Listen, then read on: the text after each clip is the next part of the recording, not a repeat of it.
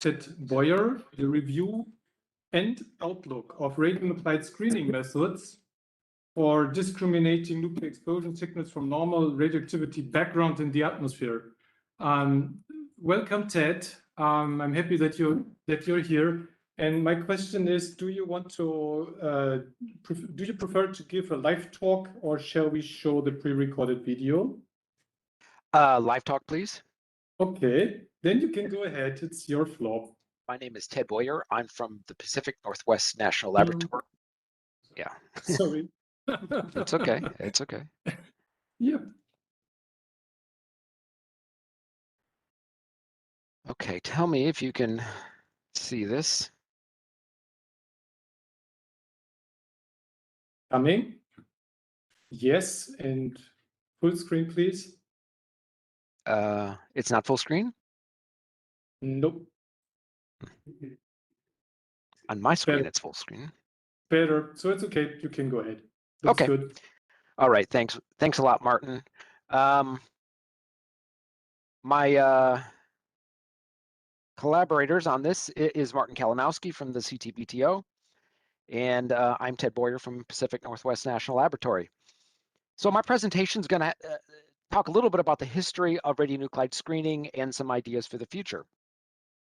I'd like to start by saying I know there's a Germany versus England football game right now, and I'm sure that a lot of people are eating fish and chips or bratwursts or something and watching that game. But if you're watching my talk, then congratulations. I also like to note that it's going to be 47 degrees Celsius here at my house today. Okay, a little bit about the history of radionuclide screening. Well, screening was developed many years ago, the concept of screening, and the concept for radionuclides were to group radionuclide detections in and put them into categories which would allow national data centers to easily decide for themselves whether an event warranted further investigation. It was not meant, it is never meant to be, this is a nuclear explosion, but it was simply to explain to people what are the most important events to look at in case there are a lot of them. Early on in 1997 or so, based on my recollection and looking at the old documents, it was proposed that the highest level samples, level 5 is what we call them, or events, would be sent to the laboratories for reanalysis. And me and some of my collaborators in the late 1990s, around 1998, suggested the use of xenon isotopic ratios for separating xenon events, or events that had many xenon isotopes, from nuclear explosions and other sources such as nuclear reactors, or as we know today, medical isotope production. So this is where the idea of spectrum categorization came through as opposed to screening per se. Well, and I'll show you a list in a moment of the radionuclides that we care about. We call this a list of relevant radionuclides. It was established, I think many of you might know, but those of you don't, those are the most important key isotopes used to flag the spectra. My opinion, and I think others' opinions, is that many of these radionuclides are not as useful as maybe they should be to be on that list, and could cause false negatives. And national data centers should have the expertise to understand those false detections. However, that's not the case at every national data center. So the IDC's analysis is very important, and I'll go into some of that.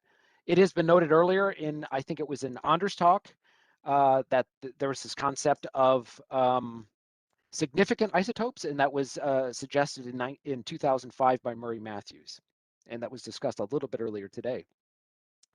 Here's a list of the relevant radionuclides which are not necessary for you to look at, and I'm not planning to go through each of them. It just shows you that we have an enormous list of isotopes which include activation products and, I don't know why this is advancing by itself, activation products and fission products. So as far as particulates go, this is the categorization scheme that we have. It's a 5-level scheme. A spectrum comes in and it's determined whether it is a typical type of a spectrum or not a typical spectrum, man-made or not man-made. And as I mentioned before, our highest level is what we call a level 5. There is an analogous categorization scheme for the spectra created by noble gas systems. It's much simpler because there are many fewer isotopes. And we have what is a 3-level scheme, which we've denoted A, B, and C, just because we did not want to confuse that with the particulate scheme, which is also using numbers. So it's A, B, and C. So that's the simple scheme we have. We also have a series of flags that complement the categorization levels. And these flags are currently used in the IDC, and I'll explain that in a little bit and where we might be able to change or improve that situation. For example, in the case of particulates, one might look at whether cesium-137 is present in the spectrum, yes or no. We found that to be important because of things like the Fukushima nuclear accident, resuspension from Chernobyl, etc. And so that actually has turned out to be an important flag in our spectra or in our processes. And likewise for noble gas samples, there has been a number of flags proposed and developed to some degree, such as looking at ratios as flags. And so those are something that do complement the categorizations levels A, B, and C. But many people simply used A, B, and C, some of the data centers that I'm aware of, but that is something that we could work on. So some of the possible enhancements would include adding, like we have for the noble gases, adding particulate isotopic ratio flags. There are issues associated with that. It's not as simple as a theoretical calculation because of isotopic fractionation that you might get in a nuclear test, especially one that's underground. But it is something that we could work on, and maybe we could use ratios that are not interelemental, but are volatile anyway. And we have some reason to believe that isotopic ratio would be useful. In the case of noble gases, other things might be that we could do would be including more atmospheric transport modeling to develop that technique that would allow us to better determine whether the source came from the detection came from a known source or not. Another one that we used following one of the DPRK tests was an isotopic ratio of xenon 131M to 133. And so that was very important for age dating that event, which was approximately 60 days old. And of course, optimizing thresholds for the isotopic ratios, that probably always needs to be worked on. And there's a lot of science there for those of you who are interested in it. Another thing that we should work on is completion of the SSREB, that is the Standard Screened Radionuclide Event Bulletin, which it combines detects and non-detects from stations that would share a possible source region, a PSR. So what I've shown in these two plots here is a standard possible source region and then a modified possible source region, which has in coincidence with it SRS fields which are greater than 0.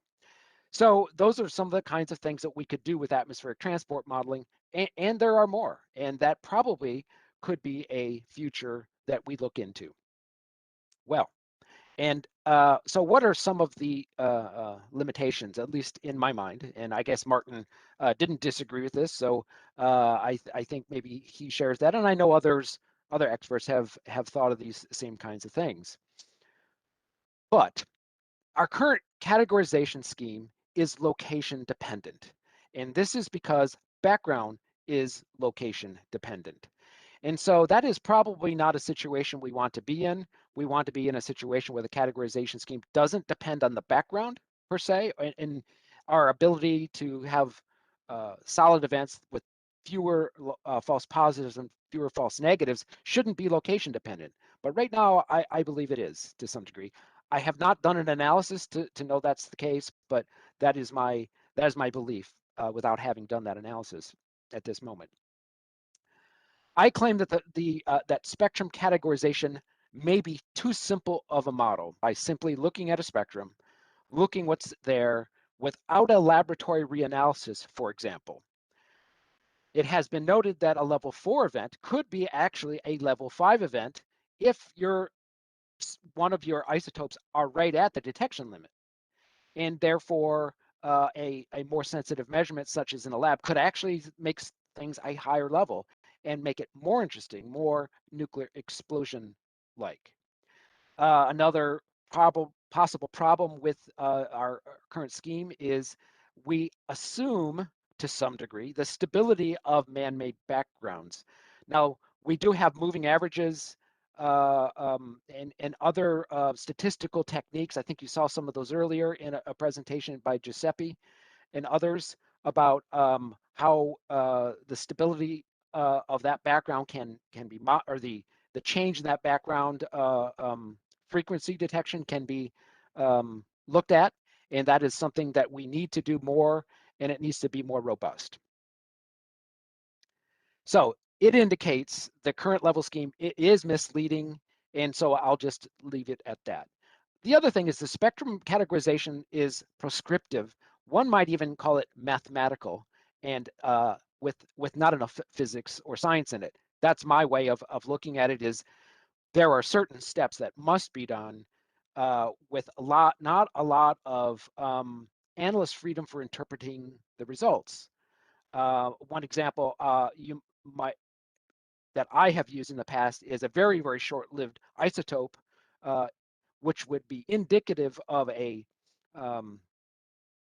line in a spectrum, and maybe the analyst thinks that isn't really the radionuclide, but is the prescription or the recipe for reporting and categorizing that spectrum might make them mathematically have a radionuclide, which they don't believe is necessarily there.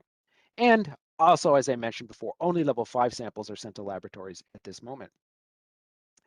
Varying backgrounds, I did go into that a little bit. There's been a lot of discussion about that at this S&T, previous S&Ts, and other workshops. These backgrounds vary. As you can see, there's a map. Pascal Akim has nicely calculated a map that we all use. And you can see there's a huge variation in the background across the map. We have tried to do things to account for this. As I mentioned, the moving average effect, and looking at other ways to subtract that effect off on average. But there is still a problem, and they can change from year to year based on not only seasonal effects, but also the changing of human activities, such as moving a medical isotope production facility from one location to another. So as I mentioned, analysts are required to report the detection of isotopes. Required maybe is a little strong of a word. I don't know. I'll let the IDC change the wording if they like. But the way I look at it is they are required or do report the detection of isotopes consistent with the peaks in a spectrum. But there can be other mechanisms for creating those lines, such as cascade summing and other things that are just not easy to remove in software, and this can lead to false positives. So, ideas for enhancement. I think that we need to use and utilize more information that we know from the scientific community about backgrounds. We've been discussing that for a number of years. I will explain a little bit what I mean by stack release data. So there is data you can get from humans' facilities where the nuclear industry releases isotopes. Data fusion is another thing by combining noble gases and particulates in a combined product. Those of you who are familiar with the radionuclide expert group know that we did take that issue on, but have never really solved that. And I am not really convinced that that's going to be a very useful product, but it is something that we should continue to think about. Also, we might think about a better way to choose what samples are sent to the laboratories. Right now, it's based only on the categorization scheme or for quality assurance purposes, and so we might think about other ways to do that. So understanding the background is important. That may be obvious to some of us who look at this every day, and maybe it's not. But I'll point out that following Fukushima, it was well known that cesium-134 and the cesium-137 were in debris. They were being resuspended and detected. So understanding that was actually an important part of our understanding about how to do screening better. So I claim that more scientific understanding of all the events and all backgrounds on Earth, regardless of whether it's used in any categorization scheme, is important to gain that. So getting that scientific knowledge.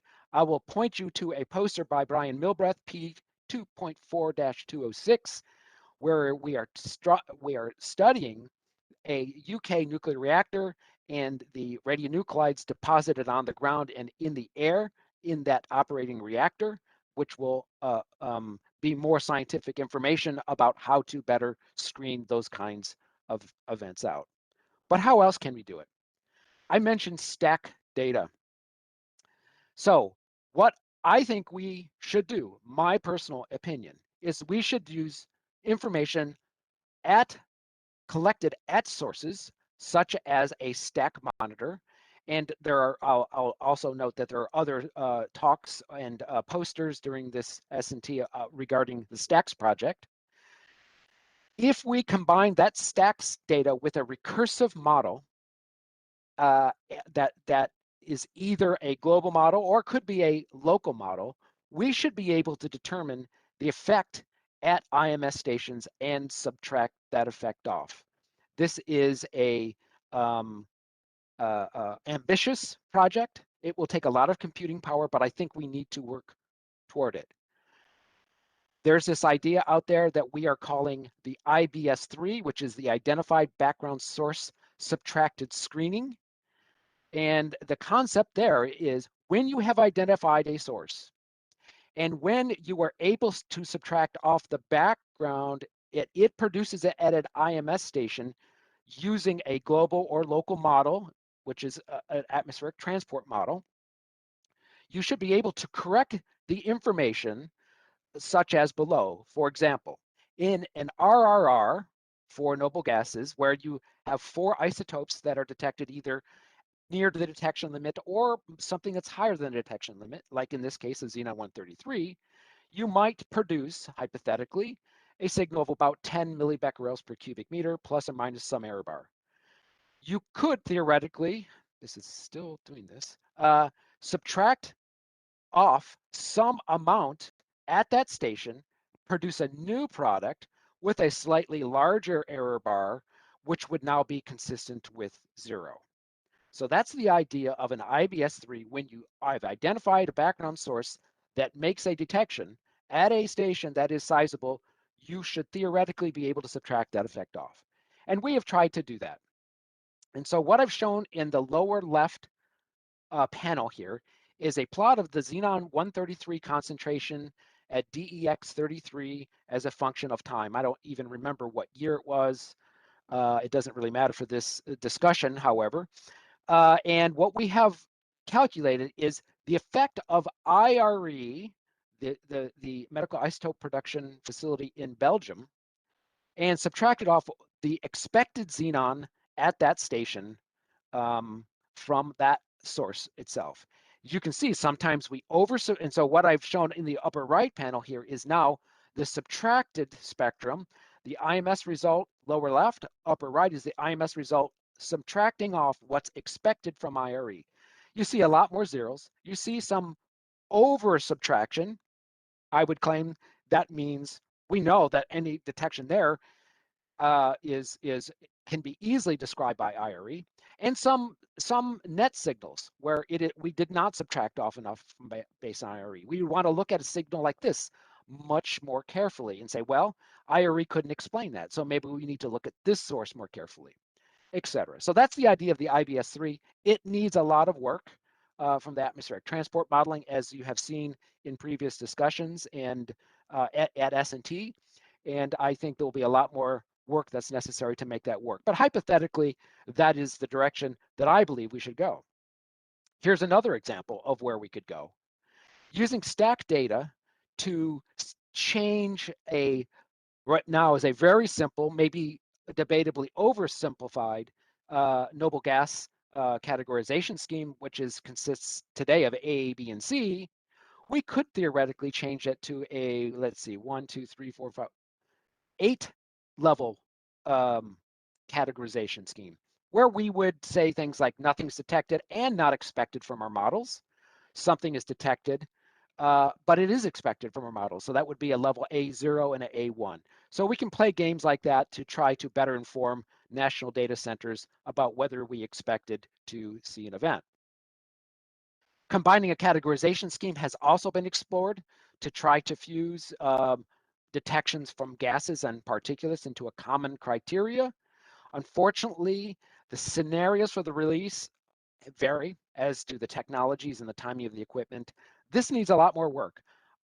So we have not yet gotten a common scheme that at least that everyone agrees on, and I don't think anything is even implemented, maybe not even experimentally at the IDC.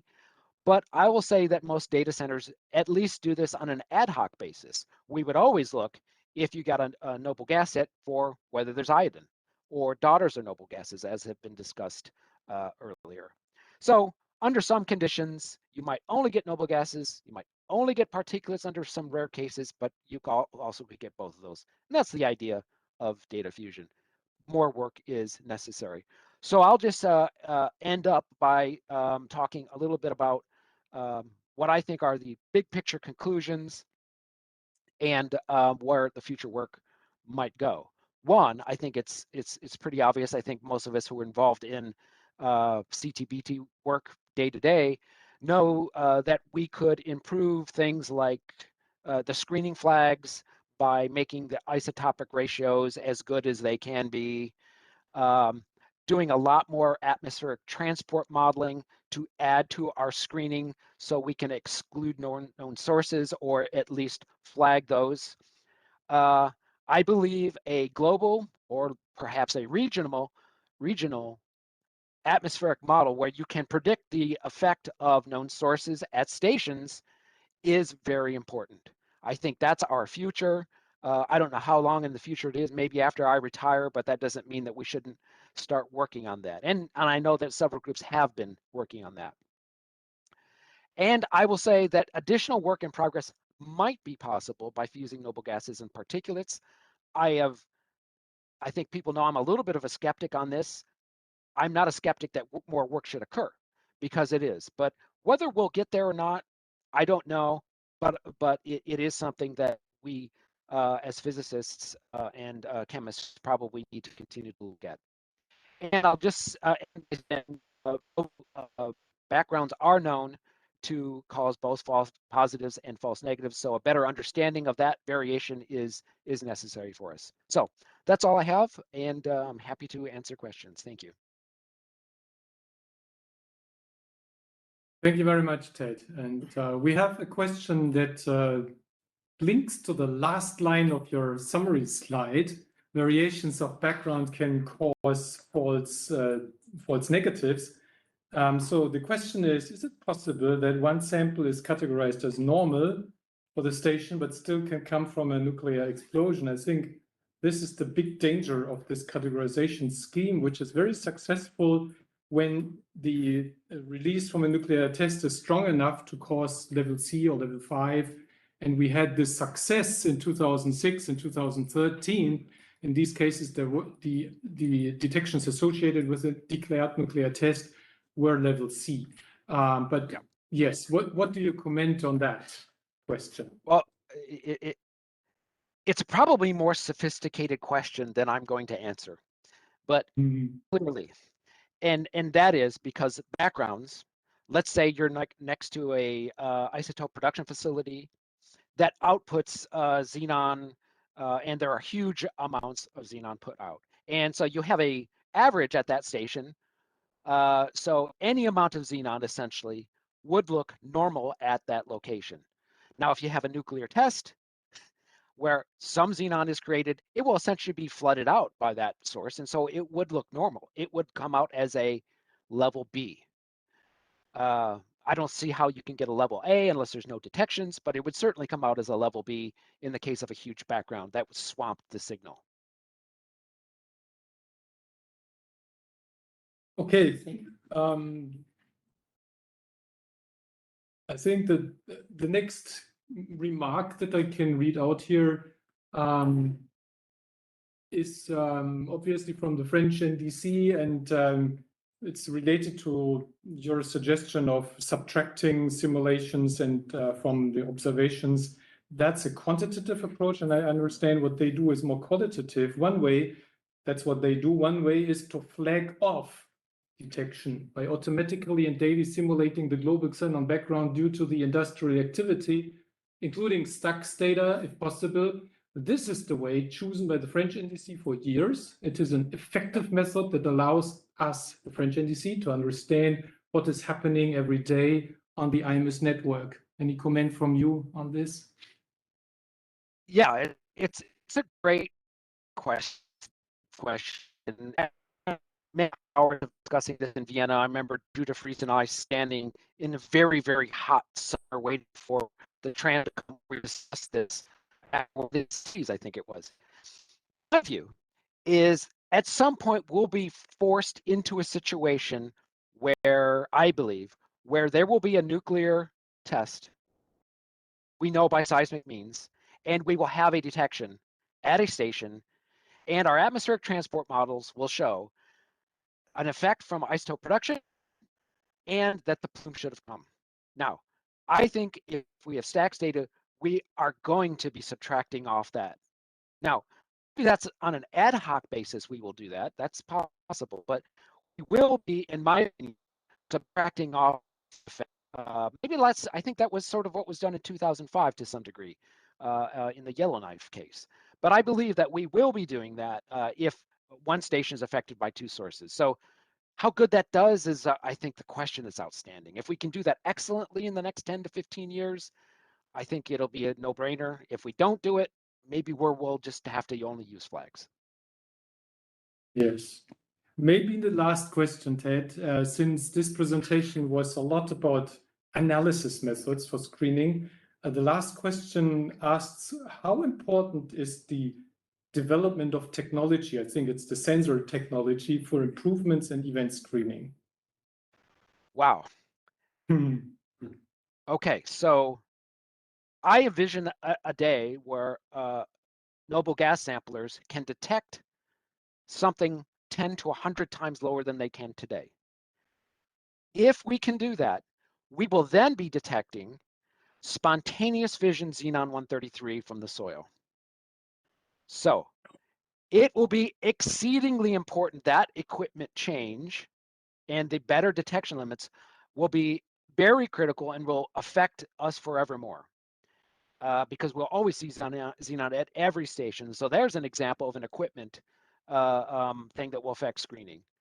But also, the ability to measure xenon-131M and xenon-135 more frequently is highly important and able for us to be to use Martin's plot, his 4-isotope plot, the Kalinowski plot. Better detection levels, especially for 131M and 135, are going to be necessary to fully utilize that to where it should be. So the time is over. I just want to read out two more questions without the time to answer them, more or less for everyone to think about and take note of these questions. So one is it not correct to assume that the organization, I think the CTBTO, should screen samples that are sure not connected to explosions? And this alludes to our remark that even not anomalous, normal levels of concentration could result from a nuclear test. So this is the danger of the categorization scheme. So some food for thought. That's what I wanted to say. And then there is a question about the IRE example and the subtraction that you showed, why after subtracting the ATM results, there is some negative data, whether you have an explanation for that. If you want, you can give a 10-second answer to that, and otherwise we finish. Well, I could point to Anders, who showed a similar thing that for some reason we overestimated the effect at the station. We don't think it's because of the data collected at IRE, but we don't know the reason. Good. Okay. More food for thought and further research. Thank you very much, Ted. This was an excellent presentation. Thank you to the audience. Very good questions at the late day today, late night for you, Ted. It's not that late, but we are closing for today and looking forward for tomorrow. Thank you very much, Boshui, for assisting with showing me the questions that were raised. Thank you for the whole team, the technical support team in the room, and have a good rest of the day. Bye. Thank you.